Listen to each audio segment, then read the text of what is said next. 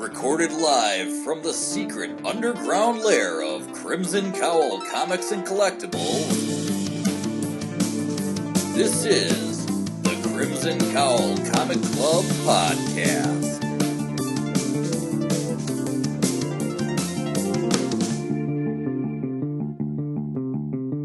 The following issues may contain spoilers. It's time for justice. The justice that barks. I'm Anthony. I'm Kirby. I'm Katie. And I'm Jim. Welcome to issue 177 of the Crimson Cowl Comic Club Podcast. Every time we record, we're here to talk about comics. On this week's show, we're going to do the number one issue of a 4-issue miniseries of our next club discussion for Marvel Unleashed. And then we're going to jump into the weekly reviews. That's where we go back and forth and we talk about those books that we've been reading, whether they're new, whether they're old. We're going to talk about them there. And that is going to be our show for this week. So we are going to kick it off with the club discussion, as mentioned, with Marvel Unleashed issue number 1. Kraven unleashes the beast. When Kraven abducts Lockjaw, at the same time a local scientist mixed up with AIM goes missing, it's up to Throg, the Frog of Thunder, Redwing the Falcon, Chewie the Cat Flurkin, Lucky the Pizza Dog, Bats the Ghost Dog, and their scrappy new ally, D-Dog, to save the day. But there's more to this case than meets the eye, and something infernal lurks in the shadows. Can Feathers, Fangs, and Claws stand against one of the deadliest foes in the Marvel Universe? This comic is created by Kyle Starks, Jesus Hervas, Yen Nitro, and VC's Joe Caramagna. So, 4-issue miniseries, Marvel Pets. It has been some time since we've gotten some treatment of this. We've definitely seen versions of this in the past. But it was awesome to actually see these characters highlighted right here for a brand new series, including the promise of some new characters, including our D-Dog that we meet in this issue. So what we're going to do here is kind of do a quick overview, talking about the idea of Kraven the Hunter. He's out there hunting, trying to capture Lockjaw. We meet our new character of D-Dog and Juniper. And they come across Lucky the Pizza Dog and basically looking for Juniper's person that has gone missing. And so they go into a little investigative mode throughout this issue. We find the connection to AIM. We meet up with some of our other characters. We visit the Avengers Mansion. So that is kind of our quick overview. What we're going to do then is jump into this issue, talk about what we thought of it. Since one person probably read this for the second time, let's start with Kirby. Your thoughts on Marvel Unleashed issue number 1? I loved it. Not as much as I expected, because it has a little bit of street sadness and stuff, the pet memories and stuff that I don't really need to hear or anything like that. But I get it. You got to put it in the storyline and stuff. But I like how the characters that we got to meet so far, we don't really get to meet all of our characters yet. But yeah, it was enjoyable. We got our new little buddy that is just a normal dog, but found a superhero mask and just had to put it on, and because he wants to be a superhero, he wants to change the world and stuff. That was fun. I like his character. I'm looking forward to reading more about him. But yeah, they did a good job with this. Fun little story, trying to find someone's owner and not really realizing that their owner might be on the bad side or something. You don't know. Could he be a good guy? Could he be a bad guy? We'll jump over to Jim. Now, Jim, you typically don't read a ton of Marvel, so I'm very curious kind of what your thoughts are jumping into these characters and what you thought of Marvel Unleashed number 1. I enjoyed it. I had fun with it. I thought the tragic backstory we get with D-Dog was, while tragic, was, of course you have to have a tragic backstory for a superhero, and Why wouldn't it be like that? You know. No. The other ones, except I did not know Lucky. I never heard of Lucky before. I have heard of the rest of them, um, and but never really got to know any of them because the only dog I really know from any of this is Bats, and we don't even get to see Bats in this issue yet. Yeah, I do like the rollout, like especially, and this is spoilers, but the rollout and the reveal of Throg, the Frog of Thunder being revealed on the last page. I do like the pacing of like assembling the team, and then it is surprising we didn't get all of them in there, like you had mentioned, but that just makes me more curious on when we're gonna see bats bats show up. But I mean, you don't know Lockjaw that from I all the knew the stories? Lockout. It was like I knew the rest of them except for Lucky. yeah, All so right, luck well, yeah. So Lucky the Pizza Dog originated in the Matt Fraction and David Aja run for the Hawkeye book. Originally started with being the dog for Clint Barton, and eventually, like I kind of forget where the ownership lies because you know Kate Bishop would eventually have a lot of Lucky the Pizza Dog companion adventures and stuff like that. But ultimately, and I think they do reference it in here about it being uh, Clint's dog. And the whole pizza dog thing we would see in that series is that it simply would just be eating pizza or have a slice of pizza hanging out of its mouth, much like this plush that I have here on display.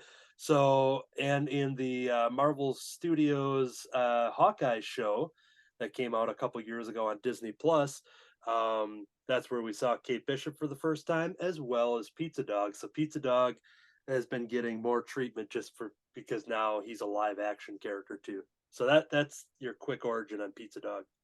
And I think this version of Lucky is with Kate because the very first panel we see Yeah. him he does say that the sitter Kate left him with. Oh, okay.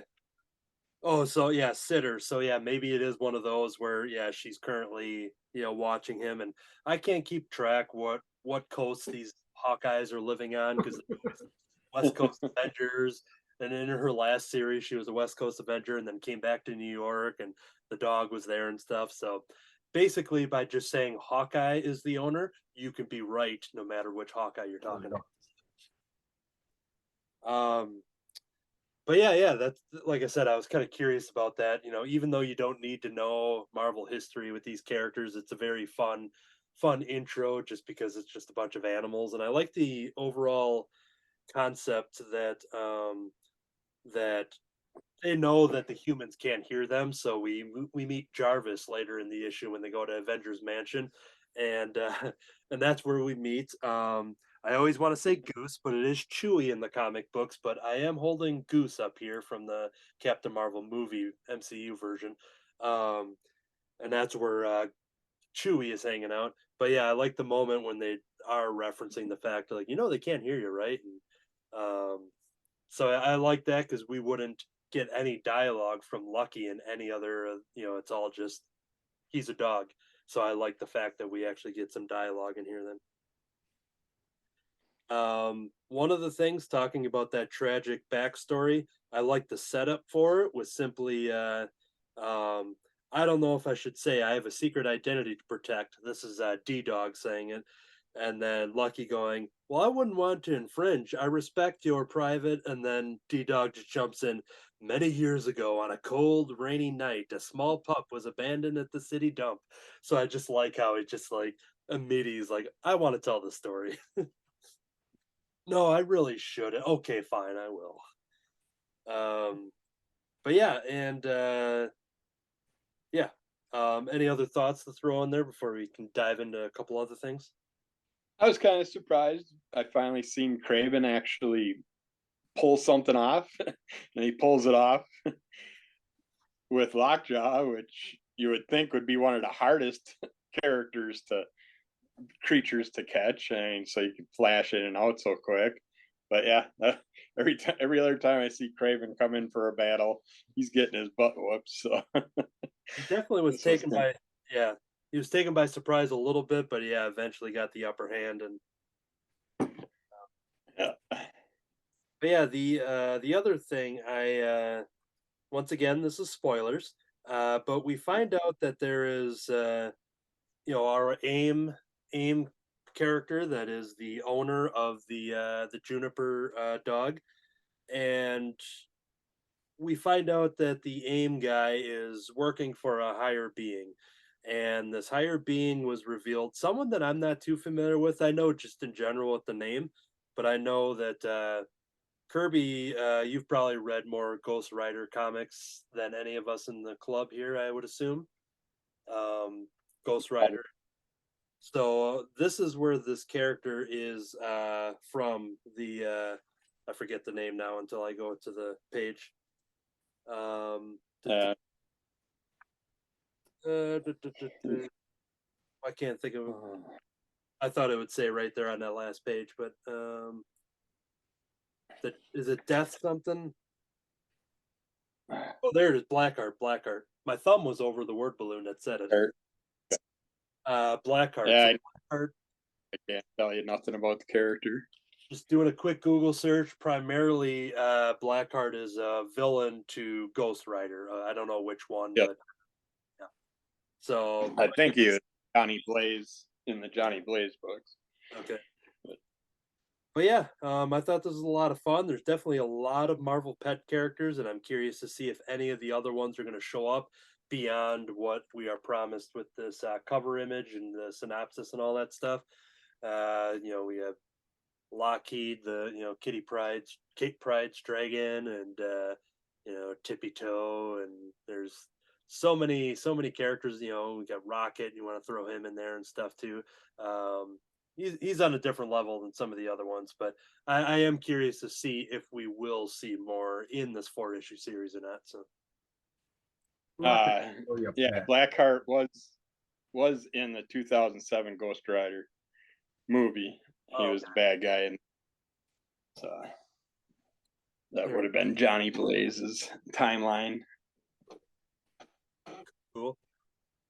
All right. Anybody else have any remaining comments on Marvel Unleashed #1, or shall we move on? Oh. That will do it. So yeah, it looked like it was a pretty well received first issue here. There's a 4-issue miniseries. We do have more upcoming club discussions happening as the books come out. Alligator Loki #1, which I think was just in my delivery. It's Jeff the Jeff verse, another one shot for It's Jeff, our favorite land shark, who, even though I have a new setup here, Jeff the land shark has made it to my new desk. Marvel Unleashed #2, My Little Pony, Black, White, and Blue. We definitely have a Howard the Duck. We definitely have a lot of animals happening in the fall and winter of the Crimson Cowl Comic Club. So we have an era happening here. Once Upon a Time at the End of the World #9, and 'Twas the Might Before Christmas. So those are a bunch of the books that are on the docket within the next couple months. And that is going to do it now for the club discussion. So let's move on to the weekly reviews. Welcome to the weekly reviews. I'm going to kick it off here with a new comic that just showed up in the mail. This is Moose Man #1.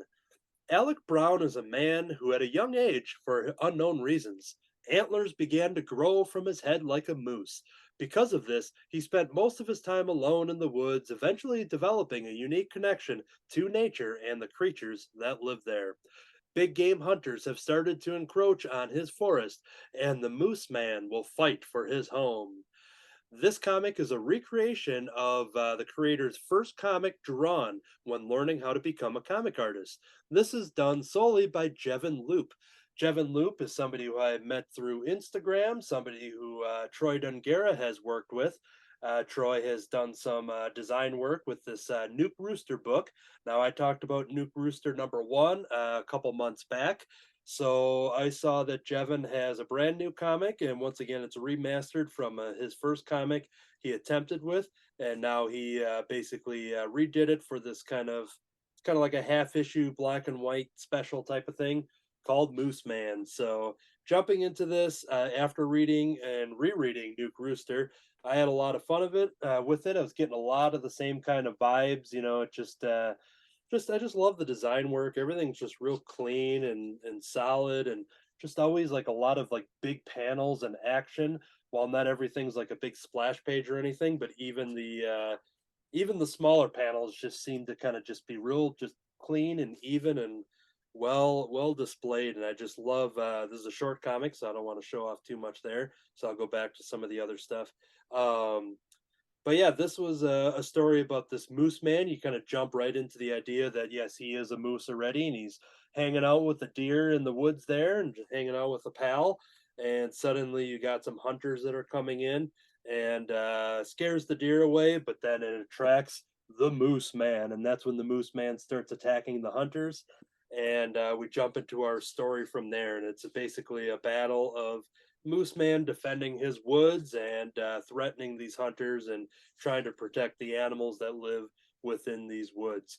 While following Jevin Loop on Instagram, which is, let me get the accurate handle here real quick, at Jevin Loop Art. So it's like Kevin but with a J. So Jevin Loop Art. And I saw him post this just out of nowhere. I didn't know anything about Moose Man. And I'm like, well, the title's great. I love my shirtless bear fighter comics. So I was getting vibes of that right away. Just kind of this, this brawny paper towel like character that's hanging out in the woods and he has antlers and stuff. So yeah, this is fun. I definitely want to see more of this. It's a one-shot issue, but yeah, I guess we'll see how it does, and maybe that might inspire him to do some more. So if you want to obtain this, it's a self-published comic that he got through Comics Wellspring, and yeah, so very well put together. And in that same order, I decided to pick up some more Nuke Rooster. So I believe there's 2 issues total, which I have. I rebought another issue, but I got a different cover. And like I said, I talked about Nuke Rooster at a previous club, and it's simply this with just this rooster who's a superhero and he's flying around in space, and just a lot of big action, some good comedy, and total fun. These books are all in color here, and just to kind of give you an example of Jevin's art. He is the writer and artist for these books, but then for Nuke Rooster, logo design and like design treatment and stuff goes to Troy Dungara. So that's how I came across Jevin Loop and Moose Man and Nuke Rooster. All fun stuff. So just reach out to him on Instagram if you want to get a hold of those. It was a pretty affordable to get all 3 of them, and he threw in a sticker too, which I put on my drawing board right away. So Nuke Rooster is part of my sticker collage. So a lot of fun stuff, and I hope to check out more from Jevin Loop. We are going to jump over to Kirby. What you got for us? Yeah, that's got to end up being one of the worst childs ever. And you figure growing those big old moose horns out of the poor kid's head, he's probably crying and screaming all the time, getting his horns caught in the crib at night. And yeah, at least the kid from Sweet Tooth, his was a little more manageable and everything. But yeah, these ones, the moose antlers are just, that's a whole different thing. So yeah. All right. I checked out, very happily checked out. Dark Red, Where Roads Lead, one shot. It's oversized, which I hate, which should be normal size comic. But for this comic, I'll take any size they give me because I love all these stories from Tim Seeley and Corin Howell. They're doing an excellent job with these. You also got Mark Englehart and Carlos M. Manguel. They're a part of this. Rural vampire Chip wants nothing more than to return to his life of quiet isolation, but his past has other plans. Following the events surrounding the defeat of the Order of the Eventide, blue-collar vampire Chip tries to return to his life of quiet, rural isolation. But soon he has to ditch his late-night convenience store shift to travel across the country to New Orleans to visit a dying friend. What starts as a trip of noble intent becomes a quest through a hell of wars to retrieve a stolen soul and escape an old enemy. Yeah, in this story, we kind of revisit his buddy that he was in World War II with, that he's been visiting while he was hospitalized, and he just hasn't had time to check up on him in a while. And now he's on his deathbed, barely hanging in at all, and just kind of mumbles and stuff. Doesn't He's unable to talk to Chip or anything.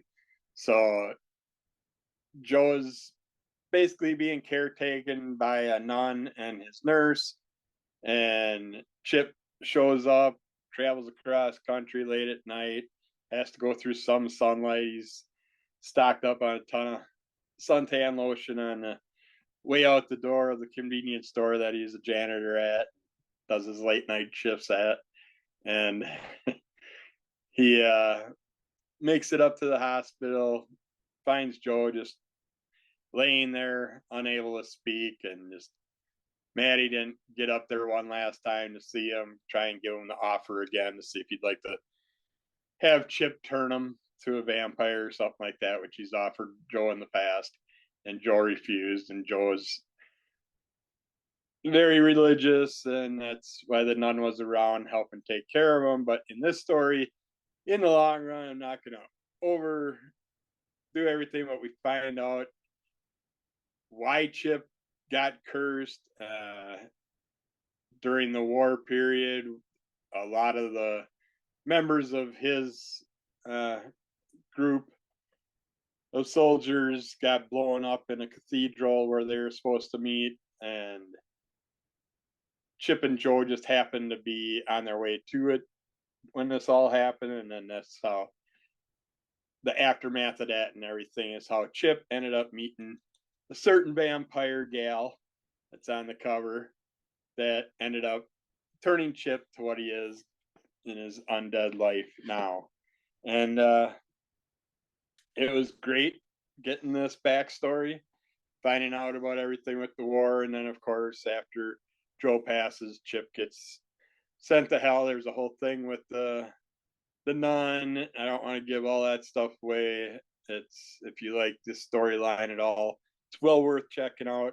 If you have not checked out the original storyline, this is well worth checking out. It gives you the backstory, so you're getting the beginning before the beginning anyways, so it's nice getting that out of this. And if you read this, you'll probably get sucked into wanting to go back and read the original run.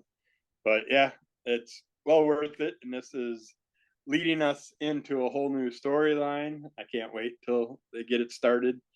But I think this is the first time Tim Seeley ever mentioned that Chip was from Wisconsin originally.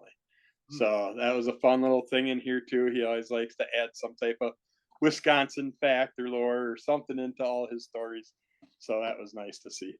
I'm pretty sure he didn't mention it before because Chip's pretty much been staying around Louisiana, down south, and then I know he took a trip back to Illinois for that big monster convention where he had to save his girlfriend and all that stuff in the storyline. But yeah, if you like vampires, like all kinds of other creatures, we get to meet some new style mixed creatures in the original run and stuff, but that you're not going to find in here. This is just going to basically introduce you to Chip, Joe, and the evil entity that turned Chip into what he is today. But that's a good thing because we need Chip on our side. So, but yeah, that was a lot of fun. So definitely check it out. Cool. All right, the next one came out at the end of August, and I finally got around to talk about it on the show. It's something I've talked about a lot for the majority of the year, but then I realized, hey, I actually didn't do it on the show proper. I am talking about Happy Astronaut, issue number 1. Happy and his pal, a robotic stowaway named Half, are on a mission. Find whoever stole Half's missing pieces and get those pieces back. After promising each other that they pursue even the faintest of clues to the furthest of corners, our spacefaring duo have bounced from one adventure to the next, hoping that eventually they'll end up in the right place at the right time. Their next stop, a tiny little oasis on a giant planet of star-spewing volcanoes, a place where robots melt and humans bake, and magic-imbued stars rule the land, or so they think. Happy Astronaut is perfect for readers of all ages, filled with action, humor, and heart. This is done by Matt Fife and Matt Rogers, friends of the show here. And yeah, so it was fun to revisit this. I got to read this at a much earlier stage, and then a couple different stages during the editing and proofreading and all that kind of stuff. And then it came out, and the MightyCon stuff was happening. There's just a lot of stuff happening, and that's when I realized, like, hey, I never actually talked about it on this very show. So here it is. We've seen the trailer attached to the YouTube videos. This is a story about Happy, who is a guy who is simply working at the El Crapo stink factory, who is just in charge of, spraying the stink on turds. That's his job there. A little example of what's happening over at the El Stinko, uh, or at the El Crapo stink factory.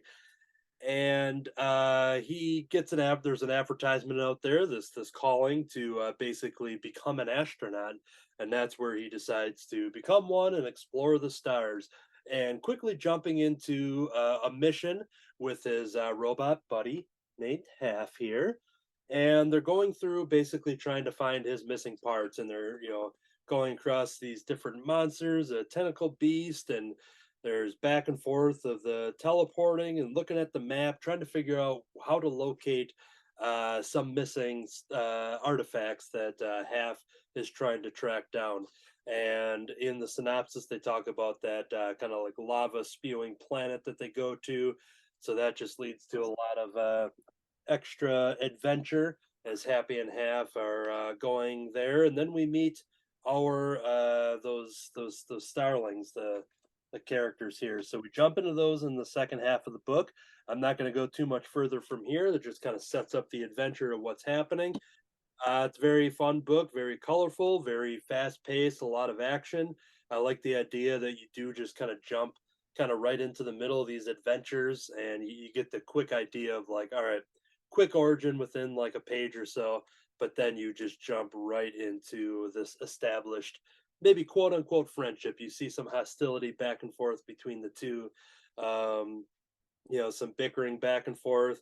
Uh, I wanted to point out my favorite panel when Happy is sitting here, kind of stuck on this planet, and he goes, "I wait so long that I'm making this face." And it just cuts to him just showing his wait face. Like that's how long he's been waiting when he looks like that. But yeah, this was a ton of fun. Like I said, we had talked about the Zoop edition just about a year ago. Well, actually, I guess that would have been December. We backed it about a year ago, and then in December we had talked about it. We had the guys on the show in January, and then finding out the news about this Keen Spot edition here. So Happy Astronaut #1 is out there. Ask your local comic shop in case they have it or can do some reorders. You can go to keenspotshop.com. There may be some copies available there. And I want to show off some of the variant covers that I picked up just because they are friends of ours. And I figured, oh, yeah, and myself and Kirby, by the way, we have a fan art on the back page. So that is the one thing I'll show there. So, yep. It's pretty cool to celebrate the issue 1 and then both of us to have art represented in there. So that kind of led me to be like, all right, I should buy some other covers too. Troy Dungara did a variant cover. I'll put him in the right order here. So he's got a variant cover. And then Matt Rogers did some weather treatment to that said variant cover and kind of dinged it up and had some writing on it and made it look like it was, worn and torn and, a very well loved copy. Matt Rogers has a variant cover, one of those kind of shiny hollow foil ones. This one's really showing off the shine. You can hear the shine on the audio version, so go to YouTube and hit subscribe to Crimson Cowl Comic Club on YouTube to get all that shine. And then this one, let's see here, it might just have a little, can't tell if that's a little, yeah, okay, it came off. The blank cover, there's like a little dot on there being like, all right, was it a misprint? But it was scratched off. So there is blank covers as well. I know Kirby showed off some of this stuff in his Under the Cowl of MS videos, but I just got my blank cover in, and on a future Cartoonist by Night, All four of us are going to be drawing on our blank sketch variants because I commissioned the other guys to draw me a cover. So we'll see that on a future episode, once we get all of us together again. So yeah, finally wanted to talk about it. Glad I could. I wanted to pair it up now with something else that I'll talk about in my next round, but that is Happy Astronaut #1. Issue #2 is going to be out towards the end of October. So once again, do some pre-orders over at keenspotshop.com, ask your local comic shop. And then I have my first art pinup that is going to be in issue 2. So that'll be an instant collector's item. And there might be some other stuff in there that I can't talk about. So pick up issue 2. Issue 3 can be pre-ordered right now. We'll talk about it in a future previews episode. But right now you can pre-order that for the December release, and there's an awesome reveal for a variant cover by Scoop McMahon for that one. It's an awesome variant. Yeah, good to see that that's out in the world for everyone to consume. It looks awesome. So a lot of fun, Happy Astronaut stuff happening for the end of the year here. All Anthony, right. quick question. Yes. Is Scoop McMahon at all related to the McMahons from like the WWF? He isn't, but what's weird is that there's one thing I'll say off air. I don't know if it's real public news if you go to his page or not, but Okay. remind me after we go to break. There's one thing to say that's kind of funny that you would even ask Okay. that. No, it's a coincidence, but maybe he is a lost long like McMahon son or something that didn't get to be a commissioner or run Raw or SmackDown or something. Yeah. you would No, think- it's a pretty common last name. It's just that there's a not insignificant amount of crossover between WWE professional wrestling and comic books and superheroes. So And- like, I don't know. And Scoot absolutely loves the wrestling, and he's done the Agents of Slam book that we talked about on this show. Yeah. His variant cover for Happy Astronaut is very wrestling themed. So yeah, Ooh. so maybe there's something he's not telling us, but I guess so. what- All right. Well, we'll have our secret talk. So it sounds good. And the secret talk is only just for privacy matters for anybody who is listening. It's not dishing on anything. It's just I'm not sure. So, anyways, let's jump over to Kirby. What you got? Yeah, I hope lots of people are supporting all the creators that we have been talking to on our show. But yeah, we definitely support a lot of the variant covers and all that stuff. Get just about every one of them.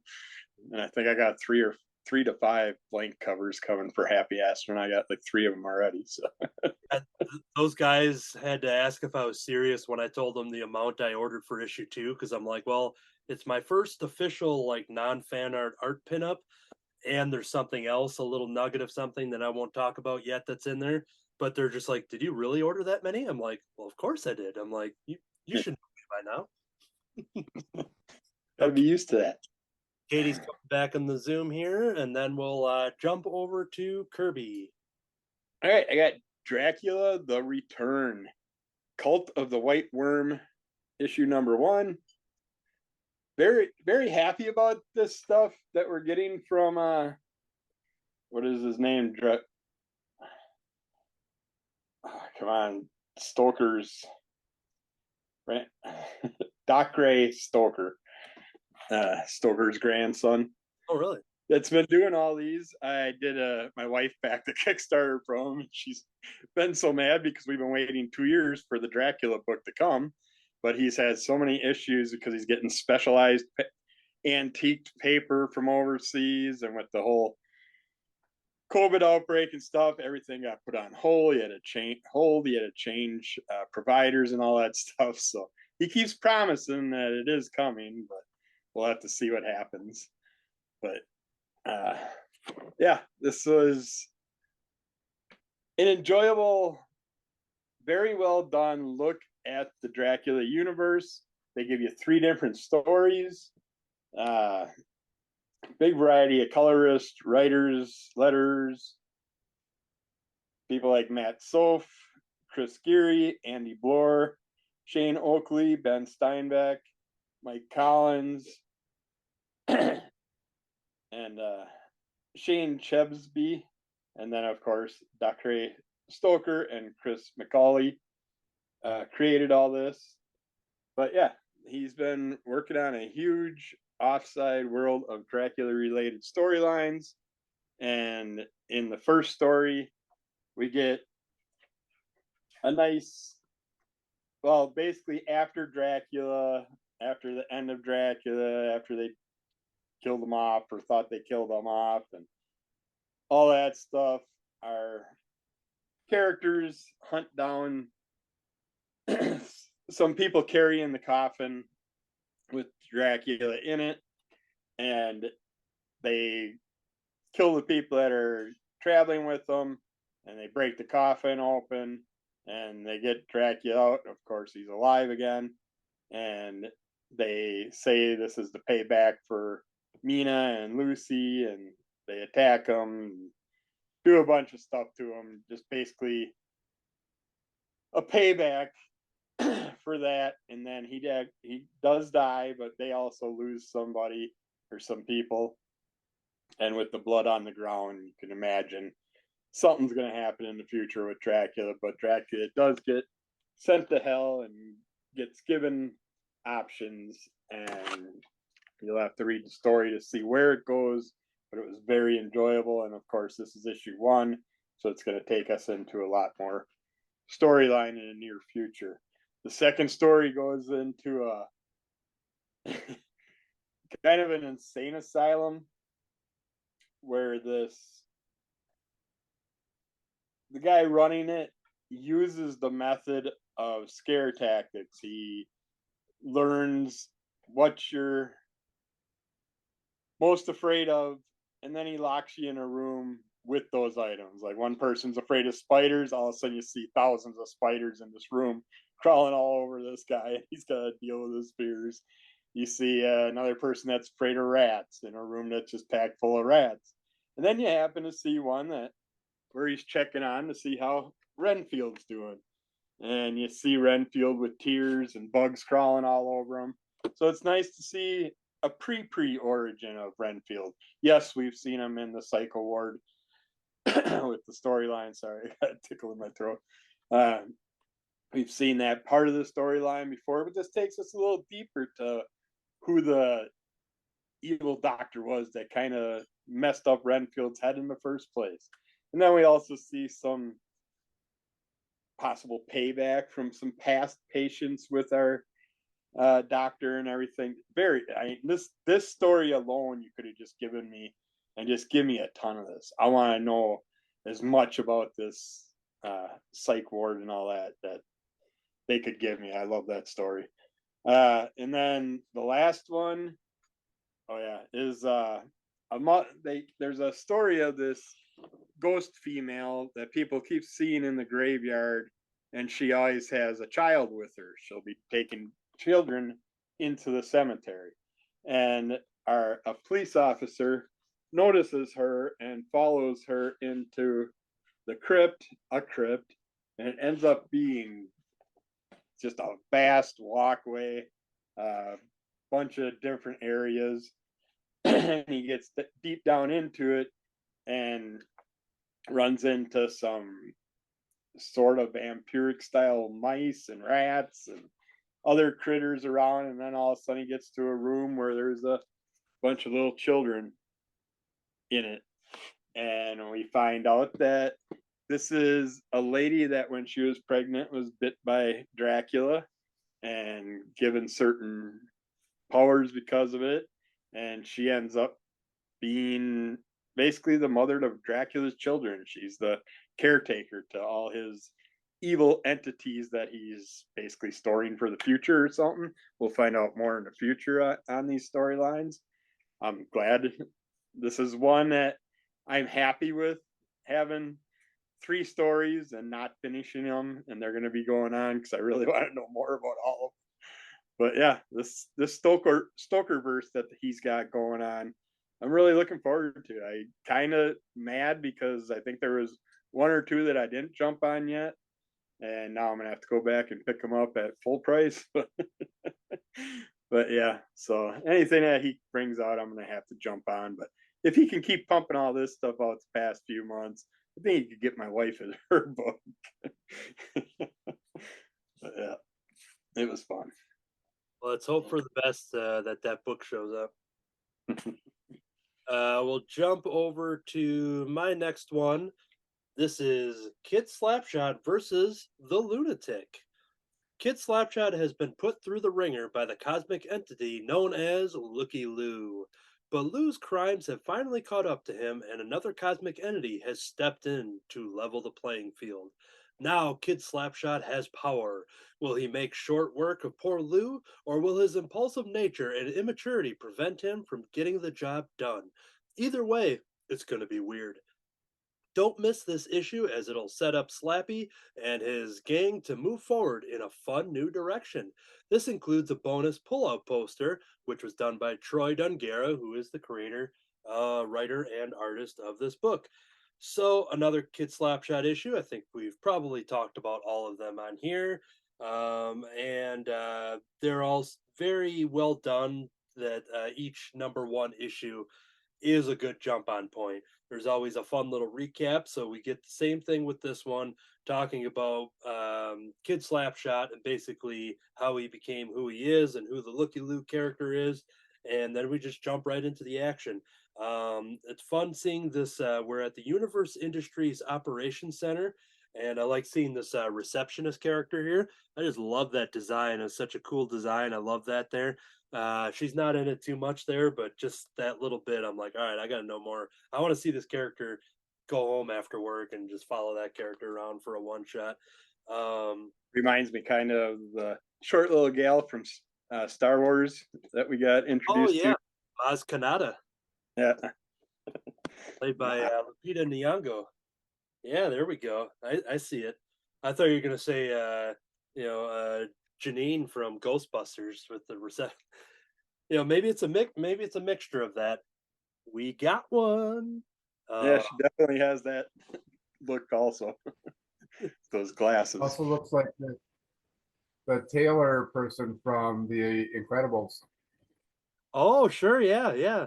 I forget her name, but I can picture her now. Yeah, that's right. All right, who else does she look? Edna Mode. And she looks like Mantis from Guardians because she's got we got antenna. We got to go on from this. Maybe there's a lot of, and she's from Star Trek. She's wearing a star. Okay, anyways, we jump into this story. The fact that there's this rivalry between Looky Lou, who is known as the Lou-Natic in this one, and there is this other cosmic entity, which I won't talk about and reveal. I'm leaving this spoiler free. But a brand new character, a much higher being that shows up, and I got to flip past those pages there real quick to basically kind of test our Looky Lou character. He's going to be punished for his crimes. He's basically was only supposed to observe and look, but he started to interfere and change the outcome of things. And so now he's going to meet the punishment in there. There is an awesome pull-out poster that I mentioned, but once you pull that poster out of this comic book, you reveal something else that's really cool. And speaking of the last issue where myself and Kirby had fan art in a Keen Spot book, well, it happens again. So there we go. Across the bottom there is both myself and Kirby having fan art. Man, these connections we've got, like, we had the master plan of, hooking these people into the show and then getting printed in their books. So it's all working out for us. So yeah, that was a lot of fun to see that as well, which led me to get a bunch of variant covers again that I will show off. But yeah, another fun issue. Once again, very accessible to brand new readers to just pick up any of these one shots.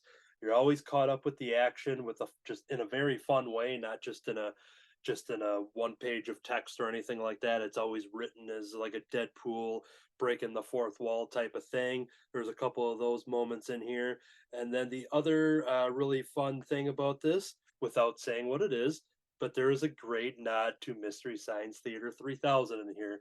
And I sent that to Troy right away, just being like, oh, I love seeing that, because I don't think him and I have talked about that. So anytime I find out that anybody watches Mystery Science Theater 3000, it's not something I actively talk about a lot because there's so many fandoms out there. But anytime it happens, being like, wait, you watch Mystery Science too? Because I grew up with like very few amount of people who even knew what that was. So I get excited every time somebody makes any sort of nod and reference to it. So once again, another fun issue.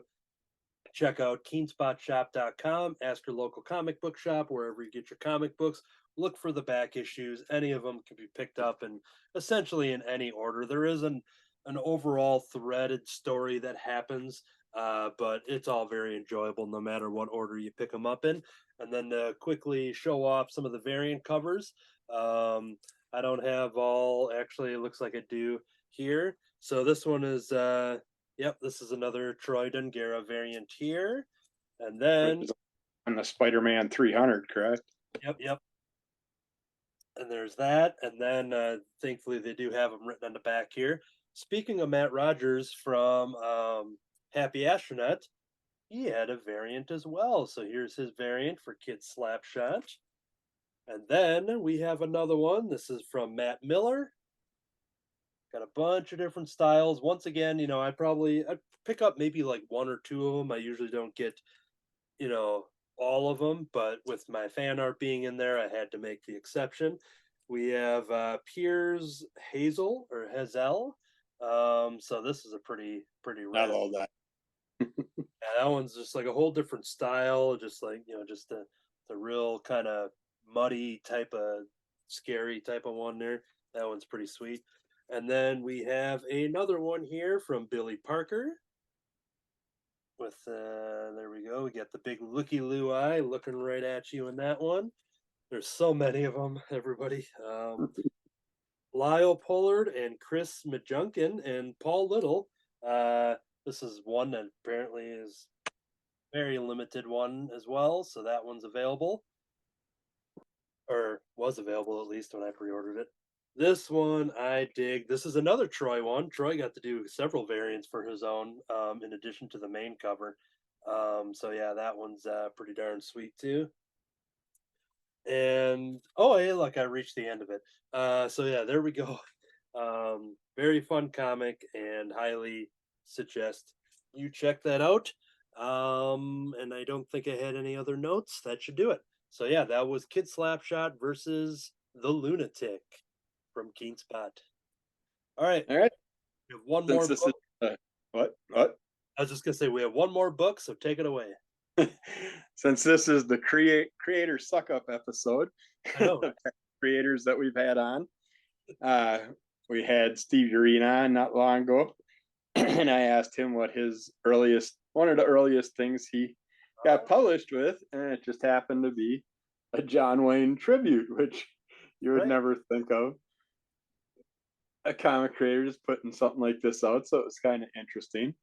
And surprisingly, yeah, like he said during his interview, he's not listed in there. Nobody's listed in this book. The artists, writers, anybody, editors, anything, which is surprising. But yet, where I bought it from, they did have Steve Urena's name on it. So apparently, when you look up information on this, you might find stuff like that. But this is a John Wayne tribute book. Beautiful artwork. Well done. Oh, this cover. It's just, I love it. It's that felt style cover without that icky, thick felt feeling. It's just that soft. It's just so soft. You just want to, it's that AMSR thing. You just want to keep feeling it. You get it. But yeah, you get inside, and it's a wonderful story. He did a great job explaining the life and times of John Wayne, the Duke, over the years, how he got into film. I knew he did a lot of films, but I did not realize he did over 175 films. That was a surprise to me. And then it talks about how he had plans he liked playing football. That was his plan, to stick it out and play football. And then an injury ended up causing him to look at different routes. And that's when he got into some film school stuff, played with that, and decided that was the next route that he wanted to go into. And then 1976 was his last film that he did. And then earlier he beat lung cancer, but 3 years later he passed of stomach cancer, sadly. But yeah, the John Wayne Cancer Foundation goes on in his memory to this day, so you can check that out. But yeah, this I surprisingly it was pretty easy to find. Where I found it, this was the last issue that the person had, but I was happy to get my hands on it because I like to have anything that our creators mention if I can find it somewhere. But yeah, this was a big surprise. It's just, if you know Steve Urina's comics and stuff, and then going to something as realistic and simplistic as this, I was very surprised that he ended up having his hands in this storyline, but it was very well done. Sadly, he's not mentioned in here. Sadly, he doesn't get no money for it, no kickbacks. I mean, I would have gladly bought it directly from him if he had copies on hand himself. But yeah, this was a lot of fun. I don't know exactly what year it came out or anything. Like I said, they don't put any information in here other than that it's from Tidal Wave Productions, Tidal Wave Comics. So, but yeah. And you happen to track down an autograph copy. His signature's right there on the front. Yeah, John Wayne signed it. That really rare. It came out after he passed, so I don't know how they got that signature from him. They can board that one. But cool. Yeah, I saw that on the list, and part of me was just being like, John Wayne tribute, and I didn't make the connection of like, oh yeah, that's right. Once you started saying that, I'm like, oh, that's why. That was fun. It was funny too because the guy I bought it from on eBay had 2 copies and he only had one left. So I'm like, Anthony must have got the other one right before. That would be in my nature, but I must have forgot about doing that. So I'll find it eventually. Cool. Well, that is going to do it then for our show. So yeah, thank you everybody for watching and listening. An update on the iTunes episodes. They are slowly starting to catch up as now we have some technical stuff taken care of.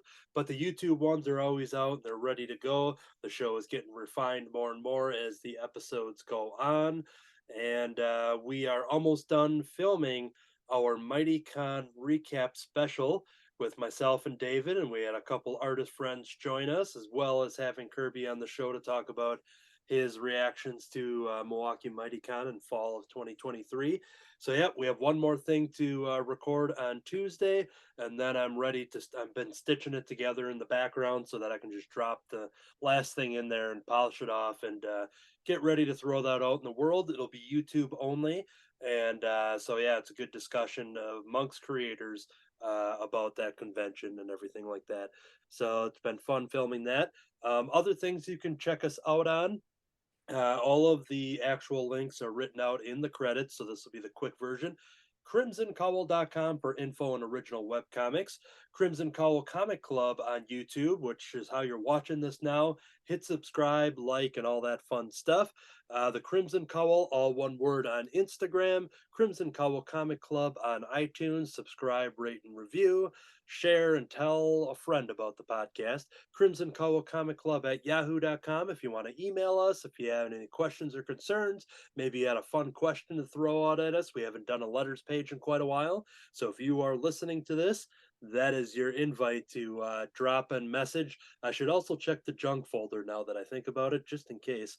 We have 1 million letter submissions that I never saw. So yes, Crimson Cowl Comic Club at yahoo.com. Kirby has a spin-off podcast called Under the Cowl of MS. If you want to give a quick pitch to everybody out there what the show is and what's been going on over at Under the Cowl of MS. We got comic book reviews, previews, video games, wrestling, all kinds of entertainment that you can think of, movies, TVs, whatever I feel like talking about, my little MS dementia stuff that I talk about.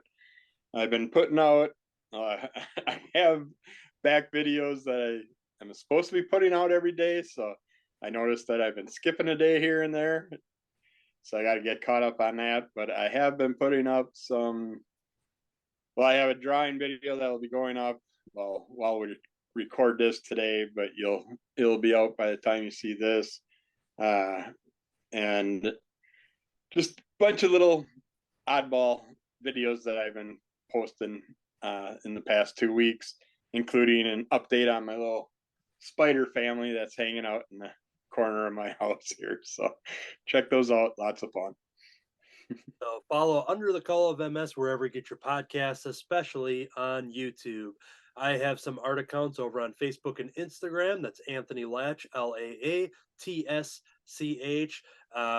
When you see this video, I'll have a couple of them out, but I've been prepping a bunch of October posts for my art account. I've got probably about 20 out of 31 Halloween, October-esque type things drawn, and I'm just waiting to post one a day over on the Instagram and Facebook accounts. So check that out as October is happening by the time you see this. And then Cartoonist by Night over on YouTube. Hit subscribe and watch myself and the creators I talked about over at Keen Spot, Matt Fife, Matt Rogers, and Troy Dungara as we hang out and draw. We have an episode, our latest one is about the Matts going into Cincinnati Comic-Con, talking about that. I talk a little bit about coming out of MightyCon Milwaukee. And yep, so we have another episode scheduled to film this coming week. So stay tuned. Subscribe to Cartoonist by Night on YouTube. That's going to do it for this show. Thank you, everybody, for listening and watching. This whole time, I've been Mr. Giant Underwear Man. I've been bloodletting the Duke. What's a flirtin'? And Katie jumped out just right when we left due to technical difficulties, so she's been Katie. To be continued.